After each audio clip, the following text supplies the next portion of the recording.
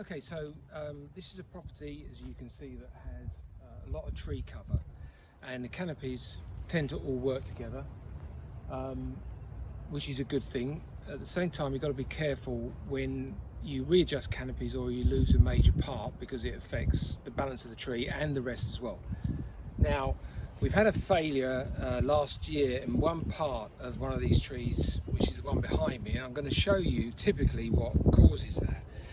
And we carried out a scan after it to see where the transition of rot had got to, because that's what effectively caused it. So it started in what we call an included joint. So with a tree, normally what we're looking for with the crown commencement area is where all the limbs come out from the top part of the trunk and form the canopy. You're looking for nice sort of U-joints. Now with this particular tree, which is not uncommon with native trees or hybrids, it had what we call a very tight V, and in that water and debris sits. It can't escape, it softens the bark, and it causes a great area for bacterial pathogen to get in there, set up and eat away at the fibres, and then that weakens that part of the tree. So let's take a look at it.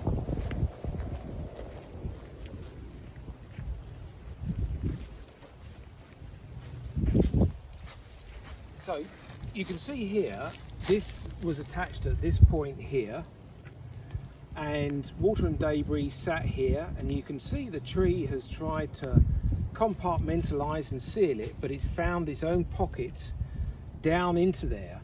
Now, as this was a big limb, it came out over here.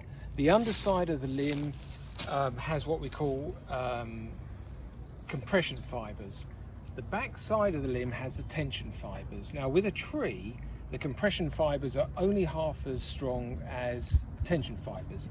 So the back side of this limb is the most important part, but this is where you get the bacterial intrusion and different things then start to grow and eat away at it. And then the length of the limb and the flexion that it takes can no longer be supported by this, and it fails.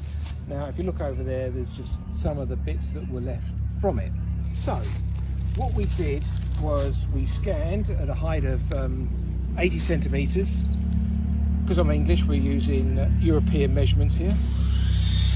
And then what we did was we scanned down at 40 centimetres above ground level, so we could see where the intrusion was, and then, more importantly, how far down through the column that it had gone. Now you'll see that the limb was at an angle like this, so bacterial intrusion tends to move not straight down, but down across the width of the trunk. Sorry about the noise. So this will determine how secure this column remains, and at what point we have to start reducing the leverage of the top part of the canopy to take into account that this column is no longer as supportive for the whole canopy as it used to be. Now they will tell you that in arboricultural circles, when we're looking at how much structure is left in a column of a tree, they're looking for 30% perimeter wood to be intact. So it could lose 70% of the interior and still have 30% around the perimeter and be structurally sound. That's taken straight from the engineering books, where you have a cylinder of a certain diameter made, and whatever that diameter is, the outside has to be 30% of that entire diameter to create structural strength. Now it's great, transpose it over, because there is nothing to compare it, but what you have got to remember is that this is a living organism. It's not still, and also is highly dynamic, and the torque and twist that's applied on it from the canopy does affect different parts of this cylinder, and also is not a complete cylinder. So all that stuff has to be taken into account when we look at realistically how safe this tree can be, and then we look at it in regard to its possible impact on what I call the 3 Ps: people, property and possessions, which are relevant in an urban environment. If it's going to impact any one of those 3, then you've got to make absolutely sure as far as you can that this is structurally sound, so it doesn't impact one of those 3.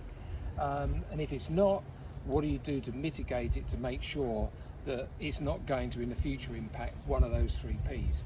So if you follow me to where we're setting up for another scan, we put up the scans from this tree that we took a year ago and we took a week ago at the 40 centimetre level, and you'll be able to see where the pathogen was a year ago, but more importantly, you'll be able to see its progression. So this is the Picus sonic tomography.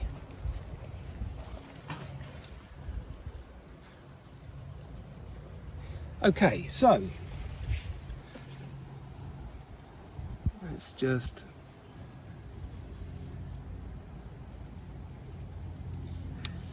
so the scan here on the left hand side was what was taken a year ago. The black is the hardest wood, or the most dense, brown is next, then green, then sort of mauve, and then blue generally is a void or fibres that have separated to a large degree. So the area I was standing in front of when I was talking to you was here, and you can see this is the area of decay where the limb was lost. Now look at where this was progressing. So we scanned this last week, and if you look at the two by comparison, can you see how much further this has moved through into this area? And this brown area here has now become more green, so it's more separated fibres. This area here has moved through and there's further separation there. This wall here has now broken through and now it's a complete area. So this demonstrates how quickly that pathogen is actually degrading the fibres in the tree, which is the structural stability of the column. So I thought I'd show you this because it's a really good example of why we use the sonic tomography. And what we additionally did was we left the nails in place through which we send the sound wave, so we could come back this year and put the sound wave through exactly the same places. It's not a guess. So these two scans are directly related to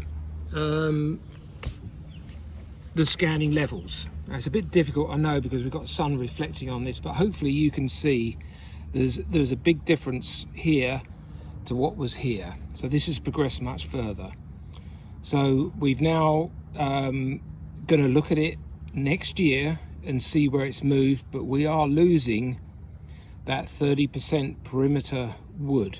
So we've got to think about doing something in the canopy above, because this part of the tree is the tension side, this is the road side, this is the compression side. So it's losing tension material in the trunk, and this diagonally will move down through the trunk column into the root system, which is the stability of the tree. Now that's about it. We're going to do this tree next. If you come round the back of it, this is a very old wound,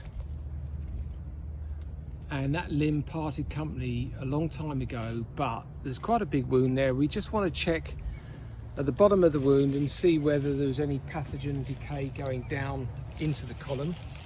The tree has a pretty substantial lean towards the house. It's got a lot of canopy up there. If there is no pathogen travel down through that column, what we're going to elect to do is do a reduction off of the front side of that tree and move it down so it moves weight to a lower point and takes the leverage out. There's a lot of dynamic movement going on in this trunk. If you have a look on the side here, and I'll point to it, can you see this indentation? So every part of a trunk will tell you how this tree is actually moving and reacting to torque and twist in its canopy, and that's what we have to look at first. So that's what we're about today. Hope you found that interesting, and we'll revisit at a later date with more news on our use of the sonic tomography scan.